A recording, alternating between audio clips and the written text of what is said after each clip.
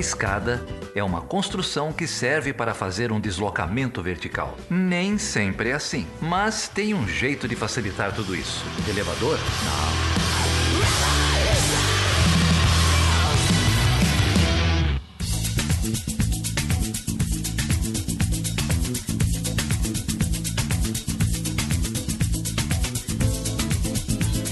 Seja bem-vindo, seja bem-vinda a mais uma edição do Chutando a Escada. Eu sou o Felipe Mendonça e hoje eu tenho aqui dois amigos para falar de um tema também nada fácil, vocês vão ver, mas um tema ainda assim muito importante, que é o tema de cenários e de estudos de futuro. Para isso eu tenho aqui o Davi Sutti. E aí, Davi, tudo bem, cara? Oi, Felipe, oi, Thiago, tudo certo? Muito obrigado aí pelo convite, pelo espaço. Fico muito feliz de estar aqui no Chutando a Escada, do qual eu sou um ouvinte assíduo. Ah, valeu, Davi. Obrigado por topar o convite.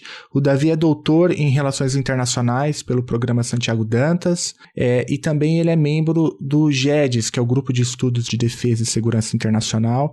Mais especificamente, ele tem trabalhado no grupo de elaboração de cenários e estudos de futuro lá do GEDES. Davi, obrigado, cara, por topar estar aqui com a gente. E a gente também tem aqui a presença dele, né? Eu acho que o Chutando a Escada só chegou até aqui por conta dele, né? É um dos primeiros convidados. Lá vem a groselha. Eu acho que é o primeiro... Não, eu tenho certeza agora. É o primeiro candidato, o primeiro convidado do Chutando a Escada foi o Thiago Lima, que agora volta, né? O bom filho sempre a casa torna, né? Que é o Thiago Lima. E aí, Thiago, tudo bem? Tudo bem. Olá, Felipe. Olá, Davi. Participei do programa na condição de cobaia a primeira vez. Contou a história agora... mais legal da história do podcast. Confere lá o Chutando a Escada, episódio 2, eu acho, né? É, isso. Porque o 1 foi um piloto entre vocês, né? Isso. E é a melhor história de todos os tempos. Uma internacionalista de sucesso. Bom, mas se você não conhece o Thiago, ele é professor de Relações Internacionais da Universidade Federal da Paraíba e ele também coordena o grupo de pesquisa sobre fome e relações internacionais, o FOMERE. Eu vou deixar inclusive aí na descrição do episódio, um episódio onde o Thiago fala do FOMERE pra gente. Mas hoje a gente está aqui para discutir o projeto de nação, ou né, o desprojeto de nação, o desprojeto de Brasil, e falar um pouco também sobre temas estratégicos, mas eu imagino que muitos ouvintes, e eu me incluo entre esses ouvintes, têm alguma dúvida sobre o que é essa técnica, né, de elaboração de cenários. A gente não entende muito bem, muitas vezes, a ciência que é por trás da elaboração de cenários e estudos de futuro, né? Quando a gente fala de estudos de futuro, tem, né, o leigo pode olhar e falar, o que esses caras estão fazendo, né? O que é a futurologia? O que é que vocês leem mãos, né? O que vocês fazem, né? E certamente não é nada disso, há toda uma ciência por trás, né? Técnicas muito elaboradas na construção desses cenários. E aí, Davi, começando com você, se você pudesse contar aqui pra gente rapidinho o que é um cenário prospectivo, o que é um estudo de futuro, pra gente poder começar a se aproximar por aí. Dá pra ser? Claro. Bom, de fato, quando se fala em estudos de futuro, já vem logo à mente essas iniciativas mais místicas, né? Essas atividades de ler bola de cristal, que de fato a curiosidade com o futuro, né? A necessidade de pensar o futuro é algo presente em todas as nossas atividades, né? A todo momento, assim. Mas o campo mesmo de estudos de futuro surge, começa a se fortalecer basicamente na década de 60, e respondendo aí ao contexto do sistema internacional da Guerra Fria, né? Então a gente pode pensar em 3 iniciativas que representam assim, um espectro interessante dessas respostas aos problemas da Guerra Fria a partir dos estudos de futuro, né? Então a gente tem a iniciativa da Rand Corporation, que basicamente fazia cenários sobre armamentos com o objetivo de informar a política de defesa dos Estados Unidos. A gente tem outras iniciativas, uma muito conhecida é o Hudson Institute, que basicamente estava preocupado em mostrar as possíveis consequências de uma guerra nuclear, e poucas pessoas sabem, mesmo na área de estudos de futuro, que nesse período também foi criado a Federação Mundial de Estudos de Futuro, e teve como um dos primeiros presidentes o Galtung, né, aquele autor dos estudos para a paz, né, que é muito conhecido justamente por questionar e tensionar a lógica dos estudos estratégicos da Guerra Fria, né. Existem várias formas de produzir cenários, e aí depois eu posso entrar mais na metodologia especificamente, mas de forma mais palpável, assim, cenários de futuro ou cenários prospectivos seriam representações de situações futuras, né? Então, enquanto numa pesquisa acadêmica tradicional a gente faz perguntas sobre como é que essa decisão foi tomada, por que é que essa decisão foi tomada, por que é que determinado fenômeno aconteceu, os estudos de futuro se perguntam o que é que pode acontecer a partir da situação na qual nós nos encontramos, e aí então se constroem essas representações de futuro, e o objetivo dessas representações não é acertar o futuro, a gente entende que aquelas situações não vão acontecer da forma como a gente está descrevendo, mas o objetivo é estabelecer o maior espectro de possibilidades possíveis, assim, né? maior amplitude de desenvolvimentos possíveis que a gente pode ver a partir dos eventos presentes. Isso é muito empregado, depois da década de 60, foi muito empregado na gestão empresarial, tem o caso da Shell e da crise do petróleo na década de 70, que é muito lembrado, mas atualmente também é empregado por organizações internacionais, né? A União Europeia tem alguns órgãos que se empregam nas cenários prospectivos, a OCDE, tem alguns países, né, como Noruega, França, Espanha, que empregam esse tipo de estudo no seu planejamento estratégico, né? Geralmente esse tipo de trabalho serve tanto para o planejamento estratégico, né, diante de incertezas, quanto também para comunicar determinadas políticas, comunicar determinados objetivos políticos.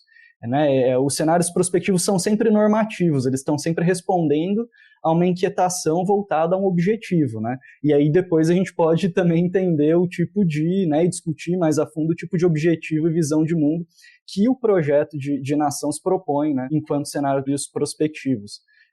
Só para concluir, eu queria já de pronto dizer que eu entendo que esse documento não representa um cenário prospectivo, assim, né?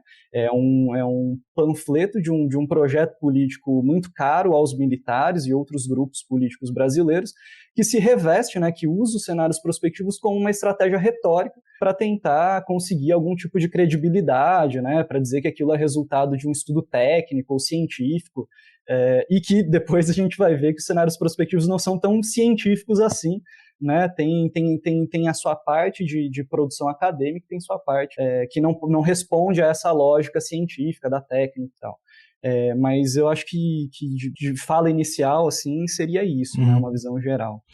Não, deu para ter uma boa noção, né, do que é um cenário prospectivo, né, entendido como essa imagem do futuro, né, não se trata de uma tentativa de acerto do futuro, né, mas essa produção de imagens dentro de um espectro maior para poder gerar as mais diferentes posições, né, e do ponto de vista também do pensamento estratégico. A minha dúvida também, você passou rapidamente por ela, é que quando você começa a contar a história, né, desse tipo de estudo, você volta na década de 60, cita a Guerra Fria, Rand Corporation e tal. Embora a federação ela não tenha uma pegada puramente militar, né, me parece que os militares e a construção de cenários parece que tem uma relação antiga aí, não é?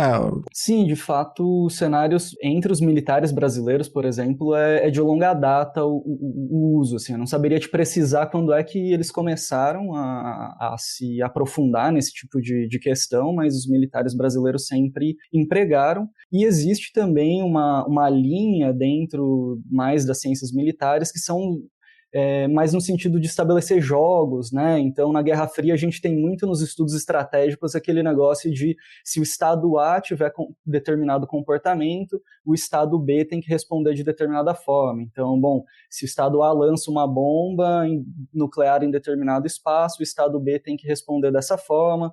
Se o Estado B responder dessa forma, as implicações são X, Y e Z, enfim.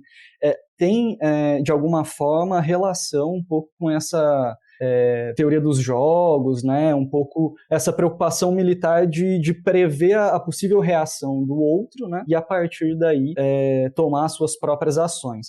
Mas quando se constitui a área de estudos de futuro, ou de cenários de futuro especificamente, isso já estava mais ligado a um planejamento mais amplo, assim, né? Ou de uma grande estratégia nacional, ou de uma grande estratégia empresarial, né? De uma empresa traçando aí seus planos de ação. Então não é à toa que tanto entidades públicas, mas também privadas, nacionais, internacionais, elas usam desse tipo de técnica para poder pensar estrategicamente os seus negócios. Tiago, você quer acrescentar algo? Quero sim. O desenvolvimento de técnicas, de estudos de futuro, de cenários, ele é importante em todas as dimensões das políticas públicas, né? A gente pode voltar séculos atrás, né, na discussão lá da famosa Guerra do Peloponeso e as possibilidades de formação e articulação de alianças, dependendo de para cada lado, cada potência ali no mundo helênico iria, né, as possíveis configurações de guerra. Isso tudo já tem a ver com cenários e estudos de futuro, né? Mas aí com o tempo vem havendo um refinamento dessas técnicas e no Brasil, inclusive, hoje existe um decreto que demanda que toda nova política pública deve vir acompanhada de uma análise das suas possíveis consequências, né? Então, a boa política pública hoje só se faz com pelo menos um vislumbre das consequências daquilo que aquela política pública pode atingir. Obviamente, isso não tem o objetivo de ter certeza do efeito da política, porque a sociedade é complexa, né? Muitas coisas interferem, mas é um instrumento fundamental para você tomar a melhor decisão naquele momento, né? Então vai desde o nível micro de pequenas políticas públicas até o nível das políticas estratégicas mesmo.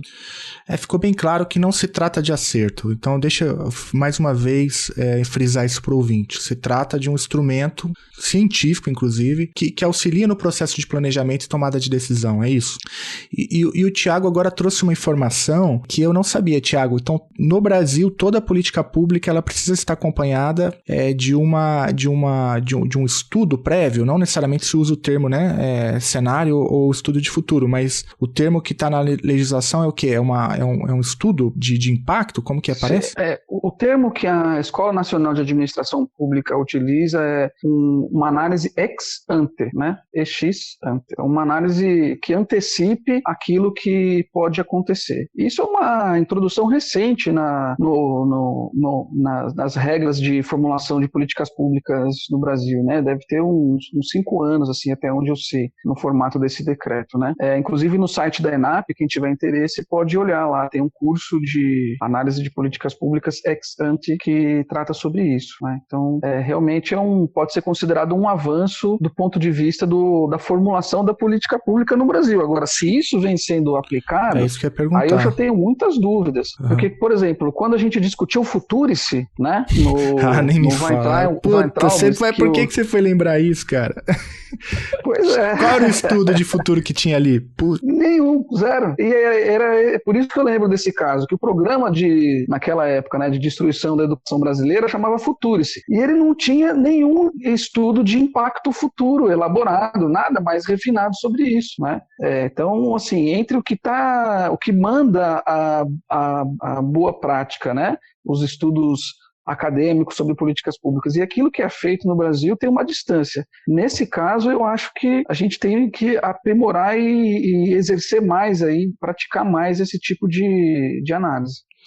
De todo modo, se está na legislação, independente do Brasil ser o que é hoje, há bastante, imagino, né, oportunidade para analistas que dominam esse tipo de técnica, né? Porque quando o Brasil, se é que o Brasil um dia vai voltar à normalidade, imagino que esse tipo de estudo será cada vez mais demandado pelo setor público, por conta dessa legislação que o Tiago acabou de mencionar, mas também até pelos negócios, né, para negócios, empresas privadas e tal. Imagino que essas grandes empresas têm um interesse também em profissionais capacitados nesse tipo de técnica. Mas vamos lá, gente.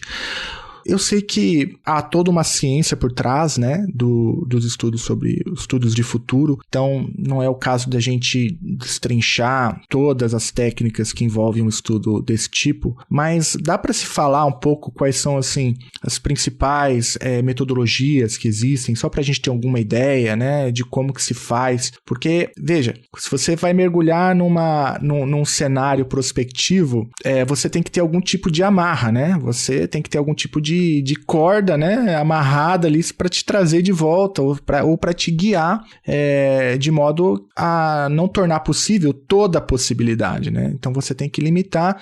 Tem como vocês traçarem assim um panorama mais geral para a gente ter uma ideia de quais são as principais amarras metodológicas existentes para esse tipo de estudo? Com o Davi, que aí ele é o especialista. Vai lá, Davi. Claro, eu acho muito, enfim, isso que você disse de nem toda possibilidade ser possível, né? De limitar as possibilidades. Essa é uma questão, enfim, os cenários, a elaboração de cenários está sempre na balança entre criatividade e evitar a projeção, né? Porque se a gente for simplesmente pegar o presente e projetar no futuro, não serve a nada fazer uns cenários prospectivos. Mas também há uma dúvida se há um limite aí dessa criatividade. Alguns, por exemplo, a França, há poucos anos, contratou um grupo de escritores de ficção científica para traçar imagens sobre o futuro da guerra, né? Estava dentro do âmbito da segurança internacional.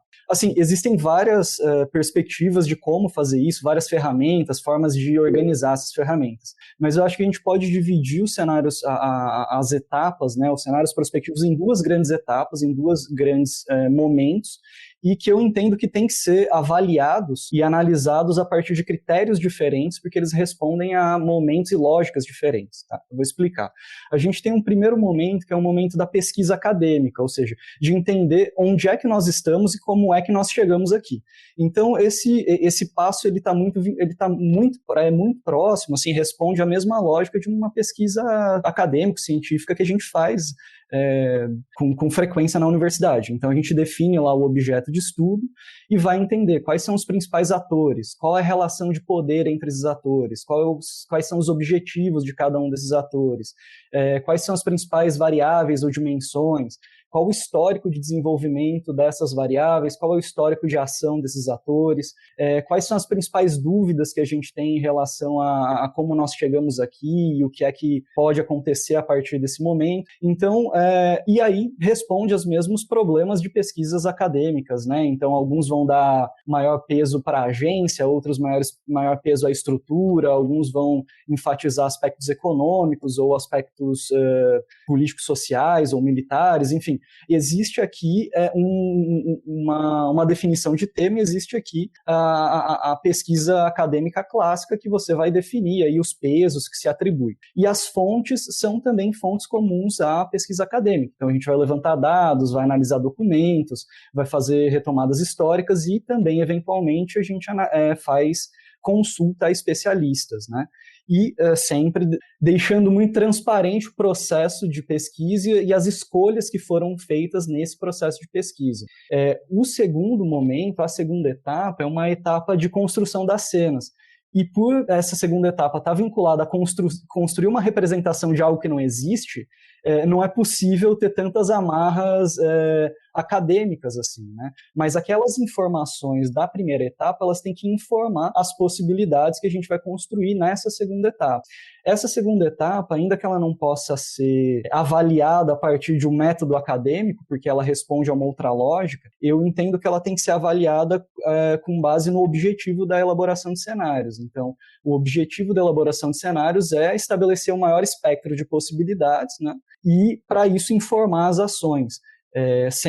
E muitas vezes se diz em pensar o impensável. Um exemplo aqui para isso ficar mais palpável, em 2014 o grupo de elaboração de cenários da Unesp, né, do GEDS, publicou um estudo em forma de livro sobre a integração na América do Sul para 2030. Naquele momento, um dos cenários considerava a possibilidade de, até 2030, a gente ver a dissolução completa da Unasul. Naquele momento, o contexto político que a gente vivia na época fazia com que isso fosse, assim, completamente disruptivo, né? Agora, não, enfim, é a nossa realidade. Isso não é para dizer que, bom, a gente acertou. Não, mas que o grupo considerou um espectro amplo de possibilidades que poderia ter informado ações daqueles que queriam, de fato, dissolver a Unasul ou daqueles que queriam evitar a sua dissolução. Então a gente tem esses dois momentos. Aí eu posso avançar um pouco para dizer por que é que eu acho que o projeto de nação não corresponde, né, erra tanto nos critérios para avaliar a primeira etapa e a segunda etapa. Então, só para eu acompanhar, então tem a primeira etapa, que é essa pesquisa mais fundamentada, acadêmica, né, nos termos que a gente conhece mais tradicionalmente na academia, e o segundo momento, que é o momento de construção das cenas ou dos cenários, ele está intimamente ligado ao primeiro, né? De modo que você não constrói as cenas sem antes ter passado pela pesquisa acadêmica, profunda, consubstanciada, amparada na bibliografia, ou seja, primeiro você entende quais foram os fenômenos, as tendências, as forças históricas que nos levaram até um determinado ponto, que é o ponto presente. E depois você constrói as cenas levando em conta essas mesmas forças históricas que nos trouxeram até o presente. Então, eu estou enfatizando esse ponto justamente porque, se eu entendi bem do que você colocou, Davi, você não constrói nenhuma cena, por mais criativa que ela possa ser, de maneira robusta, né, ou adequada, considerando a ciência por trás dos estudos de futuro, sem antes considerar, enfim, o que há de mais avançado naquilo que a gente está chamando aqui de pesquisa acadêmica. Eu acho que é por aí, Felipe, mas tem um elemento que eu acho importante colocar também, né? Porque, embora o método seja rigoroso, os cenários eles não têm, pelo menos, a pretensão de ter uma probabilidade estatística, né? Matemática, né? E uma das formas de a gente entender isso é que, dependendo da maneira como você constrói o cenário, você consulta especialistas, como o Davi falou, né? E aí, na conversa com os especialistas, muitas vezes o que os especialistas vão dizer é o feeling deles, o sentimento deles sobre aquela questão. E aí entra um tema que eu sei que é muito caro para nós, né? Que é o conhecimento que se tem da história, né? Que é a observação mais apurada ou não de um ator ou de outro, né? E aí, o que a equipe que está fazendo o cenário ela tem que fazer? Ela tem que selecionar bem os especialistas que ela quer ouvir, né? E deixar claro por que ela selecionou e quem são esses especialistas. É isso que vai dar a robustez e a garantia de que o cenário final, embora seja inventado, deva ter algum toque de artístico, algumas amarras que precisam ser costuradas de maneira criativa, né? Ele foi construído em cima das informações que tiveram essas origens, né? Então, ser transparente com relação à origem e permitir a rastreabilidade dessas informações é a principal força da metodologia dos cenários. E aí tem várias metodologias, né? E tem várias escolas, né, Davi? Você já falou da escola americana, né, da escola francesa, e aqui na América do Sul tem uma escola avançada também, que é uma escola na Costa Rica, né, que também tem se destacado um pouco nesses estudos, a CEPAL também, para quem quiser conhecer mais, né, de produção feita aqui na América Latina, a CEPAL tem no site dela manuais de estudos de elaboração de cenários, que é feita a partir da nossa realidade. Uhum. Não, excelente. Vai lá, Davi. Não, se eu pudesse comentar sobre a questão dos especialistas, eu acho que 2 pontos. Primeiro, de fato, essas cenas elas são construídas a partir do momento inicial, né, do momento de pesquisa. Tem um momento aí que se estabelecem alguns eixos e a gente traça hipóteses para cada um desses eixos e combina essas hipóteses. E aí, nessa combinação, existe uma análise de consistência, né? Existem algumas hipóteses que podem ser combinadas e outras não. A gente tem sempre que estar informado por essa pesquisa, mas a gente tem que sempre tomar muito cuidado para não projetar para o futuro simplesmente uma análise conjuntural, né? Como seria o caso da Unasul. Mas, de fato, o relevante é deixar muito transparente as escolhas que foram feitas e o tipo de hipótese e a partir do que essas hipóteses foram formuladas, né? E não serem formuladas simplesmente pela consulta a especialistas. A consulta a especialistas é importante, mas tem um livro muito interessante do Tedlock que ele faz, por anos, assim, eu posso passar a referência depois, ele coleta visões de futuro de vários especialistas. E aí, no final, ele chega à conclusão que os especialistas acertam, ele usa essa expressão, né, essa figura, essa imagem, que os especialistas acertaram tanto quanto um macaco jogando dados. Ou seja, não é porque o cara é especialista que ele está prevendo o futuro, né? É bem interessante. E assim, a gente tem que analisar também o tipo de metodologia que foi empregada nos cenários, porque existem metodologias que eu considero inadequadas. Assim. Um tipo de ferramenta muito utilizada nesse momento de consulta a especialistas, você buscar o consenso. Então, você apresenta as perguntas, aí depois você reapresenta as perguntas mostrando a resposta dos pares e pede para a pessoa responder novamente. Ela pode mudar a sua resposta. Então, aí você vai buscando um cenário convergente, que aí no final você vai chamar de mais provável. Isso claramente estabelece um viés, né, na análise.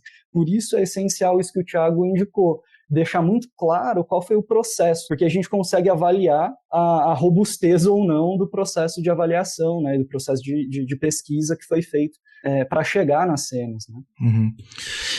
Vou aproveitar esse gancho para fazer uma pergunta muito elementar, assim, e me desculpem a minha ignorância completa do assunto.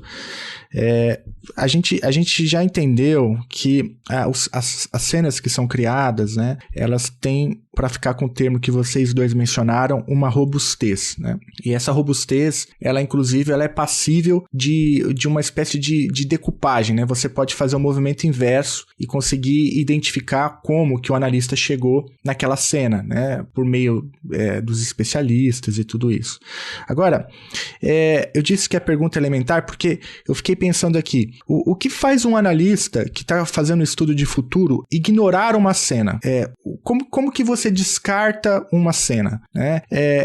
Justamente porque isso não foi citado por nenhum especialista, ou porque não há robustez, ou para ficar com um outro conceito que o Davi trouxe, é porque na combinação, né, de hipóteses isso foi descartado.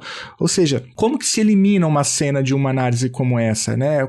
Me parece que isso conversa muito com algumas coisas, né? Com o fato dessa segunda etapa ser uma etapa mais criativa, e com o fato dos cenários prospectivos responderem a um objetivo normativo, né? Um objetivo daquele que está produzindo. Então, quem está produzindo ou foi contratado para produzir está orientado pelos interesses da instituição. Então, os interesses da instituição é entender determinado elemento, e por isso, em alguns momentos, o interesse da instituição vai ajudar a pautar o tipo de recorte que é feito, né?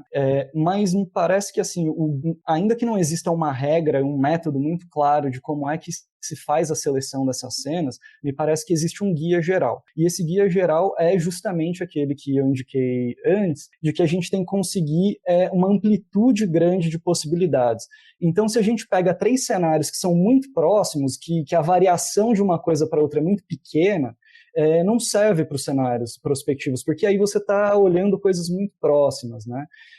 Então tem que ter uma amplitude. Geralmente a seleção é feita do tipo, a gente vai ou do mais disruptivo ao menos disruptivo, ou do mais desejável ao mais indesejável, e vai tentando traçar nesse meio termo cenários que estão de fato no meio termo, né? Que mostram a gente não chegou totalmente no cenário mais indesejável, catastrófico, mas nós estamos caminhando para ele, chegamos a algo próximo, ou chegamos a algo não tão desejável, mas melhor do que o anterior.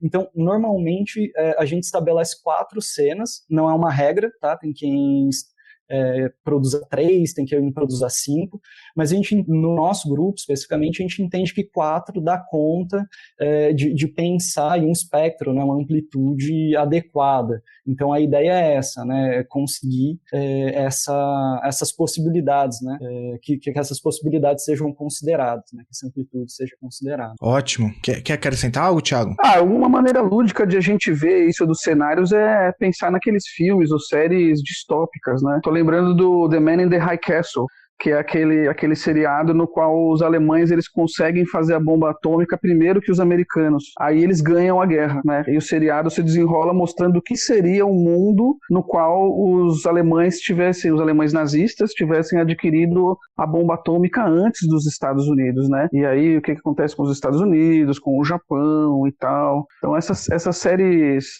e filmes distópicos, assim, eles são uma amostra desses cenários futuros alternativos, né, para a gente entender de maneira assim, mais ilustrada isso que a gente está falando aqui. Uhum. É tipo a série do Zelensky, onde ele era presidente e depois virou, né? Tá vendo? Nem toda... Mas agora que eles fizeram uma capa para Vogue, o cenário vai mudar. Agora vai. Mas, gente...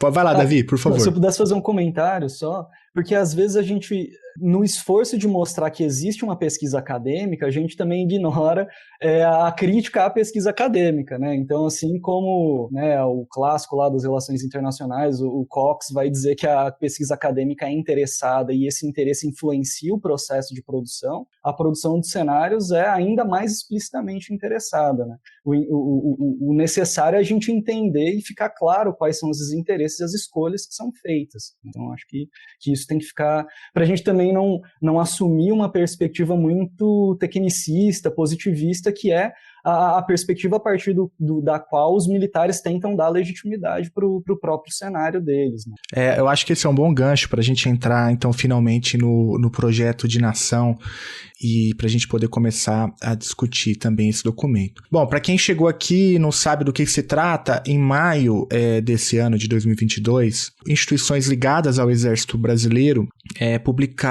publicaram um documento intitulado Projeto de Nação, o Brasil em 2035. O projeto, então, ele é assinado, né, pelo general Luiz Eduardo Rocha Paiva e tem lá, pelo menos na capa do projeto, o logotipo do Instituto General Vilas Boas, do Instituto Sagres e do Instituto Federalista.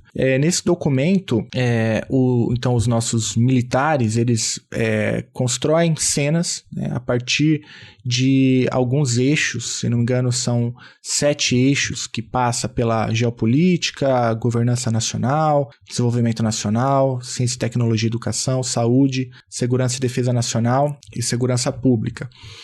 O documento foi feito um estardalhaço, né, ali na publicação do documento, como se esse documento fosse uma importante diretriz para as Forças Armadas brasileiras, numa conjuntura nada fácil, né? E esse documento a gente vai deixar aí também o link na descrição do episódio para você ler na íntegra, caso você queira perder seu tempo. Vamos avançar. O Davi já várias vezes citou problemas no documento, né? O Tiago também é autor de um texto que eu recomendo bastante, chamado Os Temas Estratégicos, onde o Tiago problematiza principalmente o recorte da fome, ou melhor, a ausência completa, né, da fome no documento dos militares. Mas antes da gente então começar a destrinchar ponto a ponto, acho que a gente pode fazer um movimento de cima para baixo, né? A princípio, citar quais são os problemas metodológicos, né, desse documento. O próprio Davi também escreveu um outro texto com a Mariana Janot, com a Lívia Pérez e com o próprio Samuel Alves Soares no Le Monde Diplomatique Brasil, chamado Desprojetos de Brasil, onde eles também apontam algumas falhas metodológicas no documento. E eu começo por aí, Davi. Quais são os problemas metodológicos por trás desse documento dos militares chamado Projeto de Nação? E já faço uma provocação, porque na tua fala anterior você coloca que em estudos de futuro essa questão dos interesses da instituição ela aparece com mais clareza, ou deveria aparecer, né? E como então combinar a crítica, né, dos desvios metodológicos com essa ideia de interesse da instituição? Esse documento aqui, de fato, ele é analiticamente frágil, ou ele simplesmente não é uma demonstração de um um interesse das Forças Armadas brasileiras? Eu acho que as duas coisas, assim, ele é uma demonstração de um interesse, de um projeto político específico, e ele é metodologicamente falho. Quer dizer, as coisas elas não necessariamente se contrapõem, assim, né? Você pode ter uma pesquisa que é orientada para a transformação social, por exemplo, e utilizar e empregar métodos claros de avaliação da política pública, por exemplo, como o Thiago mencionou, né, de avaliação de impacto, esse tipo de coisa. Então as coisas não são antagônicas, elas conversam, né, o objetivo normativo e a metodologia científica, elas podem conversar e funcionar em conjunto. O grande problema, me parece, é quando se apresenta o resultado como um resultado técnico e, portanto, incontestável por ser técnico e não como uma representação de um projeto. É um projeto de nação, né? É um projeto político, claramente, o nome já diz, né?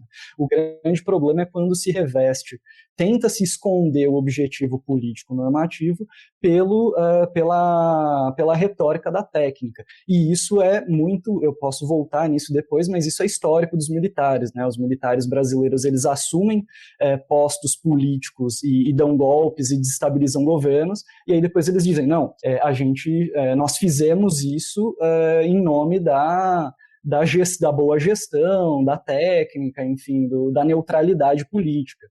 Isso é muito... Mas para voltar no projeto, eu acho que a gente poderia pensar as duas etapas, né? Então, a primeira etapa de análise mais acadêmico, assim, mais rigoroso, não nos é apresentado no documento como essas cenas, na verdade é uma cena só, como é que essa cena foi produzida. Então a gente não sabe como é que eles chegaram ali. No evento de divulgação do documento, o general Rocha Paiva indica que ele foi produzido a partir da consulta a um grupo de pessoas, até indica que o Hamilton Mourão ajudou que eles tivessem acesso a pessoas dos ministérios, assim por diante. Mas como o Thiago bem indicou anteriormente, não fica claro qual é a amostra dessas pessoas, quem é que foi selecionado, quais perguntas foram feitas e como essas perguntas foram feitas. O Rocha Paiva dá uma indicação de que essas perguntas elas eram acompanhadas de uma ambientação, ou seja, um textinho dizendo sobre o que se tratava a pergunta. Aí de cara a gente já coloca um viés, né? Você entrega uma pergunta para alguém que não sabe do tema, dá um texto explicativo e manda ela responder, né? Ela vai responder. O que o enunciado induziu, né? Exatamente. Então, assim, do ponto de vista desse primeiro momento, não é claro como é feito, e quando dão alguns indícios, esses indícios são falhos. Do ponto de vista da segunda etapa, e aí eu acho que o critério para avaliar a segunda etapa é justamente a amplitude das possibilidades, não há amplitude. Você mencionou que existem cenas, mas existe uma cena para cada eixo, né? É isso. Mas, na verdade, ele apresenta um cenário único. É verdade. Uhum. Que eles chamam de cenário foco. Uhum. Quando você apresenta uma única possibilidade de futuro, você está claramente indo, enfim, se apresentando de forma contraditória aos princípios de um projeto de elaboração de cenários.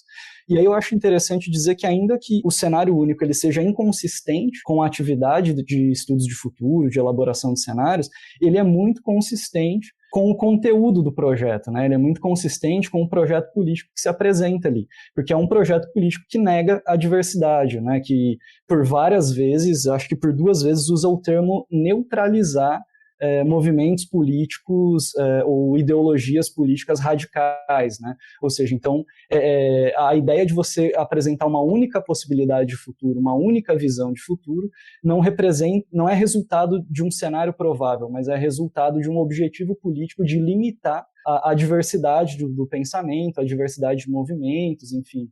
Em inúmeros momentos eles falam de coesão nacional, coesão psicossocial, que é muito caro assim, ao pensamento do Exército. Nossa, então eles faltaram na primeira aula do negócio, hein, cara? Pô, que eu tô vendo aqui o documento, de fato, tem só um cenário foco e não há discussão, né? E de fato, eles usam o termo neutralidade programática e ética, ou o termo coesão nacional, aparece algumas vezes.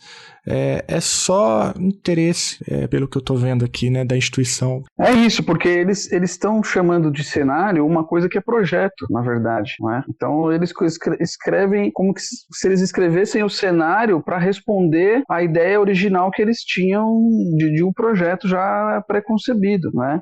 E uma das coisas que mais me assustou quando eu li esse documento, né, até circulei no nosso grupo lá, essa frase que eu vou ler aqui para vocês, né, que até o Davi mencionou, que está escrito lá no documento. Sua longevidade é possível, portanto, a legitimidade dessa estratégia nacional que eles estão propondo, né? A estratégia nacional proposta é apartidária e sem radicalismos ideológicos, étnicos, religiosos, identitários ou de qualquer outra natureza. Portanto, em total afinidade com o perfil predominante do povo brasileiro. Quer dizer, isso em si é um radicalismo, né? Você está indicando claramente aqui uma intolerância com relação às diversas manifestações que a gente espera que possam surgir e serem acolhidas e digeridas de forma democrática na sociedade, né? Mas eles eles têm uma concepção de que o Brasil é isso, né? Pátria, família, aquela história militar, somos todos um, né? E isso pauta essa visão dele. Quer dizer, as minorias, que no caso do Brasil são maiorias, elas não encontram respaldo nesse projeto de nação, né? Então não tem um tratamento fino com relação as desigualdades sociais decorrentes de cor, decorrentes de gênero, decorrentes de localização espacial, né, geográfica no nosso território. Isso tem claramente aquela ideia de projeto militar de formação única, né, de eliminação de censos, tem tudo a ver com o discurso do governo atual. O Chutando a Escada conta com apoio financeiro dos seus ouvintes. Para saber mais, acesse chutandoaescada.com.br/apoio.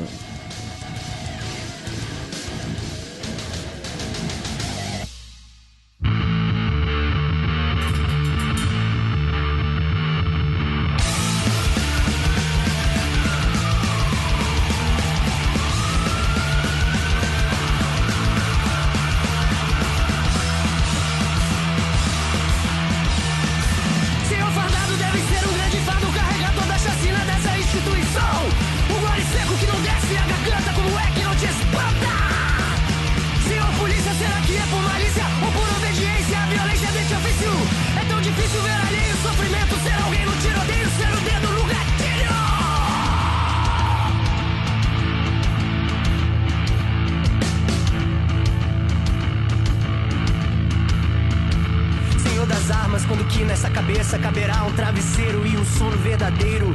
Ainda escuta a risada da criança que brincava e não sabia que o disparo era certeiro. Senhor Milico, quem será que é bandido quando a tropa é criminosa em incontáveis episódios? Senhor Milico, quem será que é bandido quando a tropa é criminosa em incontáveis episódios?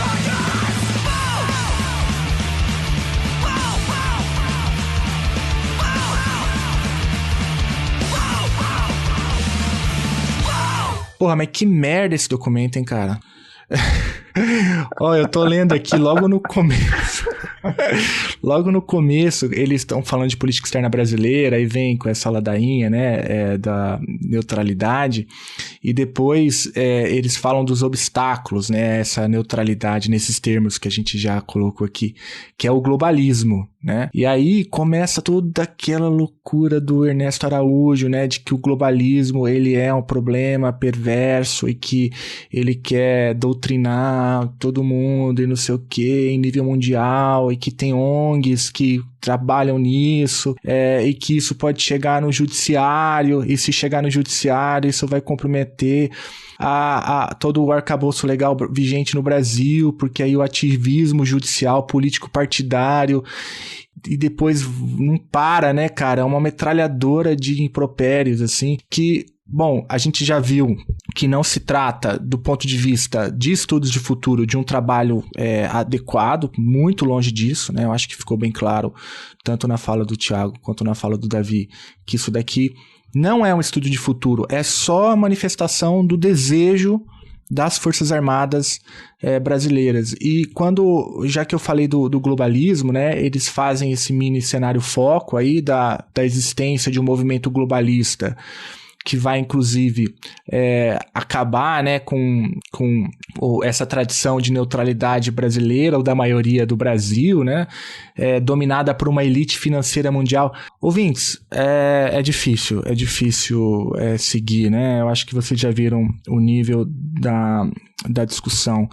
E o Davi até chamou minha atenção para a questão da corrupção, né, Davi? Como que eles definem corrupção nesse documento? Na verdade, não só a corrupção, assim, mas o problema da política internacional, o problema da corrupção, o problema da educação superior, o problema do globalismo, em todos os cenários, independentemente do tema, o problema é a ideologia. Então, a corrupção é resultado da ideologização. Então, uma das propostas para acabar com a corrupção brasileira é você desideologizar o ensino no Brasil em todos os seus níveis, né? É isso que... Uhum. Nossa, eu tô vendo aqui, olha só, uma diretriz é promover ampla discussão nos meios políticos, empresariais, acadêmicos e outros segmentos da sociedade civil a respeito da estratégia globalista e seus reflexos no desenvolvimento, segurança nacional e coesão social. O tempo inteiro aparece, né, o termo coesão social. Eu vou trazer aqui a discussão uma imagem para inclusive ouvir do Tiago, que é a imagem da camponesa, né? O Tiago escreveu um texto, eu já citei aqui, chamado Os Temas Estratégicos. Eu recomendo que o ouvinte leia, né? O link está aí na descrição do episódio. E o Tiago faz um contraponto, olhando, né, esse documento dos milicos, com a imagem da camponesa. O que você quis fazer com isso, Tiago?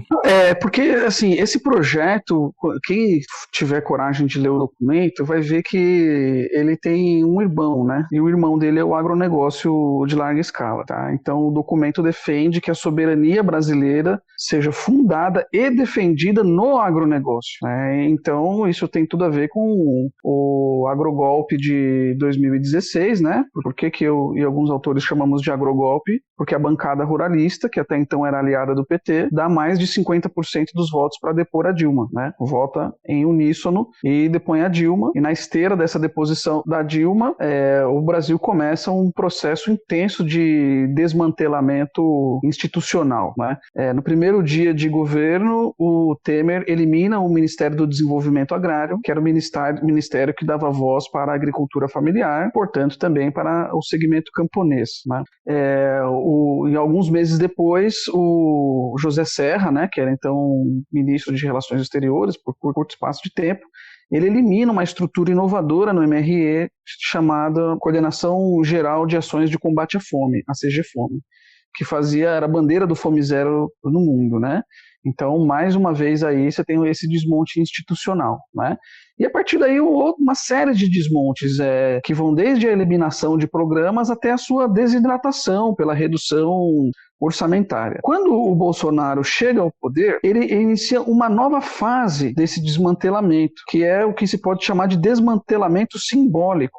Ou seja, eles começam a querer apagar a possibilidade de um determinado sujeito presente e subalternizado na história brasileira, que é o sujeito camponês, se manifestar por meio das políticas públicas, né? Então, no primeiro dia de governo, o que o Bolsonaro faz? Ele elimina o CONSEA, que era o Conselho Nacional de Segurança Alimentar e Nutricional, composto, na sua maioria, por membros da sociedade civil e não por membros do governo. A gente sabe que o Bolsonaro ele é inimigo dos conselhos, né? Porque os conselhos dão voz para o povo, ele não está muito interessado em ouvir o que o povo tem para dizer, né? O Ernesto Araújo, quando ele é indicado para ministro e antes de assumir, ele faz uma série de postagens no Twitter dizendo que o MRE não mais seria a casa do MST. O MST agora, o MRE agora, o Itamaraty, seria a casa do produtor. Quer dizer, o MST não é produtor. Quem que é produtor? Produtor é o agronegócio, tá? Então, paulatinamente, isso vai evoluindo. O nosso colega aqui da UFPB, professor Pascoal Gonçalves, montou uma base de dados muito boa sobre discursos presidenciais e política externa, e aí ele fez uma análise de conteúdo E nessa análise, o Fernando Henrique menciona o termo camponês, o Lula e a Dilma mencionam diversas vezes o termo camponês, camponesa, campesinato, e a partir do Temer e do Bolsonaro, esse termo some do discurso presidencial, tá? Naquilo que toca a política externa, né? Por quê? Porque a lógica camponesa, ela é uma lógica diferente da lógica do agronegócio, profundamente diferente, né? O termo camponês, gente, ele é extremamente complicado. Aí a geografia agrária, a sociologia rural, eles discutem isso profundamente, né? Não vou entrar aqui nesse meandro, nessa disputa conceitual, tá? Mas, em geral, o que a gente pode dizer do camponês, das famílias camponesas? As famílias camponesas são aquelas que querem tirar uma boa parte do seu sustento da sua própria terra. Então, no horizonte da família camponesa não está a acumulação. É uma família que não se move pelo desejo de enriquecimento. É uma família que se move pelo desejo de viver numa terra, no meio rural, com uma boa alimentação, mantendo as suas tradições, né? E isso significa que ela precisa de ter um pedaço de terra dela, ela precisa de ter água limpa, precisa de ter meio ambiente limpo e políticas públicas que apoiem tudo isso, porque afinal de contas os camponeses, infelizmente, eles são muito pobres no Brasil, né? Os pequenos produtores familiares, eles são muito pobres. É claro que tem aquele pequeno produtor que pode até ser chamado de agronegocinho, né? Aquele que é mais sofisticado, que se integra em cadeias globais de valor, que usa tecnologias industriais de ponta, né? Mas eu estou me referindo a um outro tipo de pequeno agricultor, pequena agricultura, aquele que trabalha o seu roçado, que normalmente produz sem agrotóxico, né? E que, portanto, tem menos poupança, tem menos... é mais vulnerável às movimentações da economia, né? E esse tipo de economia, esse tipo de produção agrícola, ele não cabe neste projeto militar que tá apresentado sob a forma de cenário. Ele não cabe. Por quê? Porque o camponês, a economia camponesa, defende o circuito curto de produção e consumo, que a gente se alimente mais da comida que é feita, produzida perto das nossas casas. Se a comida é produzida perto das nossas casas, ela viaja menos, então ela gasta menos combustível. Se ela é produzida perto das nossas casas, ela precisa de menos conservantes, porque a gente pode consumir essa comida fresca, né? E o grande agronegócio, ele não quer saber disso. Ele quer produzir monocultura e exportar isso para o mais longe possível, desde que pague bem. Sendo de forma industrializada, como no caso de alguma indústria de proteína animal, né? Ou mesmo na forma in natura. Se for possível, exporta o boi vivo mesmo para cruzar o oceano, né? Exporta a soja sem nenhum beneficiamento e tal, para qualquer lugar do planeta, né? E isso não. Então, você tem uma contradição fundamental entre esses dois tipos de organização da sociedade e organização da economia. E é por isso que eu resolvi trazer essa imagem da camponesa, né? Porque como o Davi bem falou, os autores, que eles consultaram especialistas para construir esses cenários. E eu falei, bom, se você quer consultar especialista, um especialista que você tem que ouvir é o especialista em passar fome, que é o principal problema desse Brasil. Quem é especialista em passar fome? É a camponesa. Porque a camponesa no Brasil, especialmente se ela for negra e morar no Nordeste ou no Norte, é a pessoa que mais passa fome nesse país. E isso acontece há séculos, né? Então a gente tem que ouvir essa mulher, saber como ela consegue sobreviver ou não, como as gerações antepassadas sobreviveram ou não, para a gente entender o que perpetua ela nessa condição e projetar cenários para tirar ela dessa condição. Um cenário indesejável, que ela continuar do jeito que ela está, né? Às vezes recebendo sobrevoo de aviãozinho de agronegócio, dispersando agrotóxico, né? Um cenário desejável. Peraí, qual que é o cenário desejável para essa mulher? Só que aí a gente tem que ouvir a mulher, né? Tem que saber o que ela quer. O documento não é normativo? Se ele é normativo, vamos ouvir também a parte interessada, né? Como o Davi bem falou. E, obviamente, essa é uma escuta que este governo e o grupo político que sustenta esse governo jamais vai fazer. Eles não vão dar voz para a camponesa em hipótese alguma. Não, excelente fala. Eu acho que ficou claro, então, a imagem da camponesa, como que ela é completamente ausente, né? Não só a imagem da camponesa, mas a própria imagem da fome, né? Ela desaparece. O documento cita aqui o Brasil como grande exportador de grão, mas assim, a fome simplesmente não é um problema para os nossos militares, o que demonstra completa desconexão com a realidade, né? Pois é, Felipe, só para completar, o Bolsonaro, ele adora falar que o Brasil alimenta 1 bilhão de pessoas no mundo, né? Só que as pessoas sob responsabilidade dele, exatamente, que são as pessoas do Brasil, ele foi eleito para cuidar dessas pessoas, né? Estão passando fome. Então, assim, de 25% a 30% dos brasileiros e brasileiras não fazem 3 refeições ao dia. A gente sabe que esse é um número meio mágico na nossa sociedade, né? Você tem que comer 3 vezes no dia, pelo menos. Idealmente mais, mas pelo menos comer 3 vezes ao dia. E de 25% a 30% das pessoas não comem 3 vezes ao dia. E isso não é um problema, né? A gente tem 33 milhões de pessoas em insegurança alimentar grave, que é fome bruta mesmo. E como é que a gente vai superar esse óbice, como eles chamam? Isso não aparece como óbice. 125 milhões de pessoas do Brasil, nos últimos 3 meses, não tiveram certeza de que conseguiriam se alimentar. Então não é uma questão simplesmente nutricional, não é uma questão de barriga vazia, é uma questão psicológica. Entendi. Né? Esse documento fala de coesão social, não sei o que, psicossocial, mas ignora completamente o sofrimento histórico que é os pais, mães de família, as avós de família, né, que muitas vezes é quem cuida da família, não saber se vai conseguir colocar comida na mesa. Isso é um problema ausente e silenciado neste projeto de nação. O problema é a ideologia, né? O que mais pode gerar conturbação social ou pode prejudicar a coesão social no documento. E eu não vou nem problematizar o termo coesão social, porque a gente já sabe o que é, né? Essa neutralidade que, em última instância, se diz apartidária, antiglobalista. Então a gente já sabe de onde vem isso, né? Mas o problema maior é a ideologia, é o problema da educação, é o problema do judiciário, é o problema da política externa, tudo é. E esses temas que o Thiago trouxe, né? São simplesmente ignorados no documento.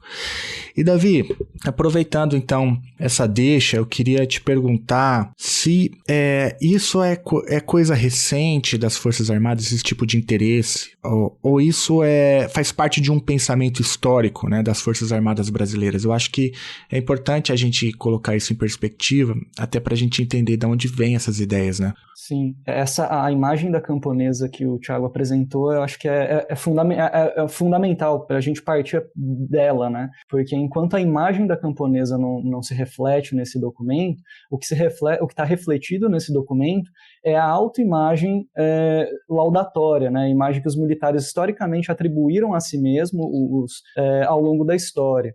Então é muito comum, em vários momentos da história brasileira e da história das Forças Armadas brasileiras, a gente identificar o argumento de que os militares e as Forças Armadas brasileiras são a única instituição moderna e tecnicamente capaz no país, e que elas atribuem a si mesmas a responsabilidade de, por um lado, controlar uma população que é considerada iletrada ou até um termo de civilizacional, assim, né? Então, moralizar essa população, uma população que é descrita de forma preconceituosa, né? Com preconceitos de raça, preconceitos de gênero, e, por outro lado, controlar a elite política que é considerada corrupta e ineficiente. Então, os militares atribuem a si mesmos o papel de controlar esses dois lados da sociedade brasileira e apresentam-se como os únicos capazes de fazer isso, né? A única instituição tecnicamente capaz de fazer isso. E argumentam que o desenvolvimento nacional só vai acontecer quando tanto um lado quanto o outro forem controlados pelas Forças Armadas, né? Que seria a única instituição capaz de fazer isso. E essa imagem aparece na fundação da revista Defesa Nacional, né, dos Jovens Turcos, que é um grupo importante para a formação da identidade militar brasileira no início do século XX, aparece na doutrina Góes Monteiro, na década de 30, que fundamentou o Estado Novo, aparece na fundação da Escola Superior de Guerra, na década de 50, e depois na doutrina de Segurança Nacional, que deu os fundamentos para o golpe militar de 64, e a gente observa isso claramente também no governo Bolsonaro, particularmente na imagem do militar gestor, né? O militar gestor que ignora a camponesa e se diz que é especialista em logística ou coisa que o valha, né? Nossa, você tá vendo o Pazuello, né? O nosso especialista em logística. Não é uma tradição, então, do pensamento militar, é um pensamento histórico das Forças Armadas brasileiras, né? E E, gente, a gente tem que lembrar sempre que lugar de militar é no quartel, né? E olhe lá, né? Que milico bom é o milico que obedece às políticas sociais implementadas pelo legislativo. Que milico bom é aquele que obedece, né, às urnas, né, que respeita a sua função constitucional, né? E é tão complicado, a gente tem normalizado tanto, né, esse papel das Forças Armadas que extrapola qualquer limite constitucional, né? Então, tanto general na ativa no governo, que já é uma aberração, né, conceitual, né? A quantidade de militares em cargos de confiança, mas para além disso, né, esse tipo de manifestação interessada, né, que em última instância só legitima um passado autoritário e golpista das Forças Armadas brasileiras, e que agora até na urna eletrônica vem colocando a mão, né? Então fica aqui meu chute de escada para Forças Armadas e para civil que lambe botas, né, desse tipo de pensamento arcaico, ineficiente. Já demonstraram que não são bons gestores, né, não são bons estrategistas, e está demonstrado aqui hoje que são péssimos construtores de cenários, né? Fazem estudos de futuro. Na verdade, não fazem estudos de futuro, né? O que fazem é só projetar seus próprios interesses sem nenhum tipo de vergonha na cara, né? E aí a gente é obrigado a ler documentos como esse. Ó donos do agrobis, ó reis do agronegócio, ó produtores de alimento com veneno, vocês que aumentam todo ano sua posse e que poluem cada palmo de terreno e que possuem cada qual um latifúndio e que distratam e destroem o ambiente. De cada mente de vocês olhei no fundo e vi o quanto cada um no fundo mente. Vocês desterram o povo. Davi, Thiago, vocês gostariam de acrescentar alguma coisa? Eu queria deixar uma sugestão de leitura aqui, né? Com essa seleta audiência. É um livro muito bacana mesmo. São 2 livros, na verdade, viu, Felipe? O primeiro livro é O Índio e a Civilização, do Darcy Ribeiro, né? Que é uma das raízes para a gente entender quem que é essa figura camponesa do Brasil e o papel de formação desses sujeitos que moram no meio rural do Brasil totalmente vulnerabilizados e que são um incômodo para essa sociedade brasileira até hoje, né? Eles atrapalham a sociedade porque eles ocupam a terra e a ocupação deles da terra impede o que hoje a gente chama de agronegócio. Antes tinha outros nomes, né? Os latifúndios, a monocultura de maneira geral. Essa ocupação humana da terra impede a realização desses negócios, né? Então, Os Índios e a Civilização, do Darcy Ribeiro, é um livro fundamental para entender isso. Da mesma maneira que ele é fundamental para a gente entender que o papel do militar não precisa ser um papel de necropolítica, porque um grande militar foi o Marechal Rondon, né? Que contribuiu para avançar a sociedade brasileira para o interior do país, mas num diálogo pacífico com os povos nativos, os indígenas do Brasil, né? Então o Darcy Ribeiro reverencia este tipo de atuação de um militar que não tenha nada a ver com violência, que não defendia armas, mas sim defendia, por incrível que pareça, a diplomacia acima de tudo, né? Um outro livro que eu acho muito interessante também é o livro do José de Souza Martins, Os Camponeses e a Política no Brasil. Porque aí ele demonstra como que os diversos, nesse país tão grande como o nosso, camponês, camponesa, não é uma coisa só, né? Mas ele demonstra como esse povo foi formado a partir dos indígenas que escaparam do massacre, que escaparam da escravidão, dos sequestros de populações africanas que foram para cá, dos imigrantes europeus que chegaram, né? Como que essa mistura ela vai se dando e criando povos que são povos vulneráveis. Em determinado momento eles têm uma função econômica, no caso dos escravos. Depois eles não têm mais função econômica. Eles se tornam um estorvo, né? E aí não tem nenhum interesse na manutenção da vida dessas pessoas, não é? E isso é algo histórico no nosso país. E quando a gente diz que é histórico, não é para entender que isso é algo do passado. É algo que tem muitos anos, né, que é algo que permanece ao longo do tempo e permanece, inclusive, até hoje. Então, esse livro do José de Souza Martins deu uma endireitada nos últimos tempos, né? Mas esse livro dele é um livro realmente que eu acho que todo brasileiro, toda brasileira deveria ler para entender melhor o que acontece nesse nosso país. Davi, quer fazer alguma consideração final?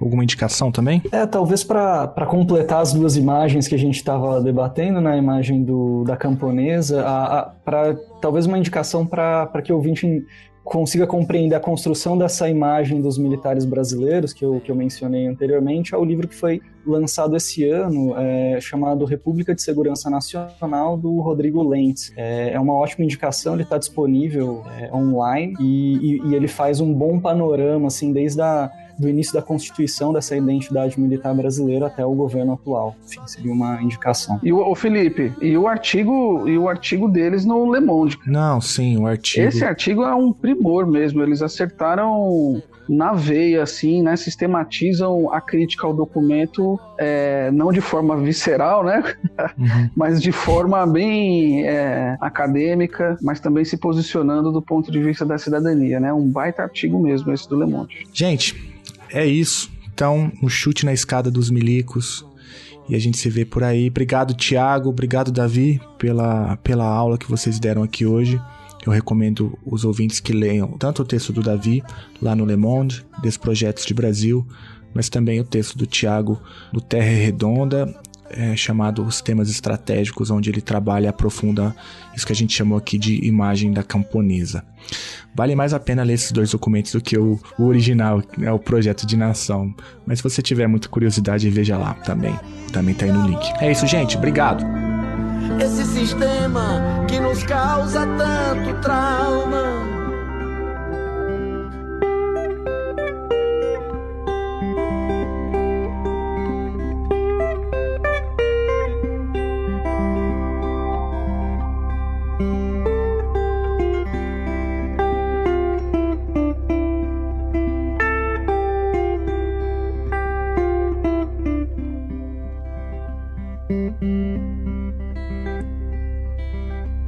Ó donos do agrobis, ó reis do agronegócio, ó produtores de alimento com veneno.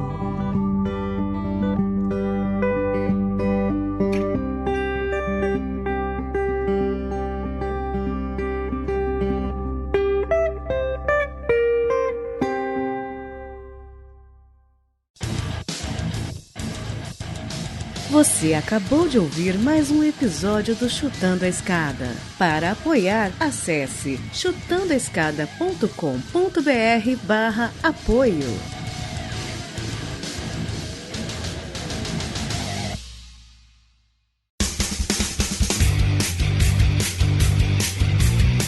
Cortes, edição de podcast.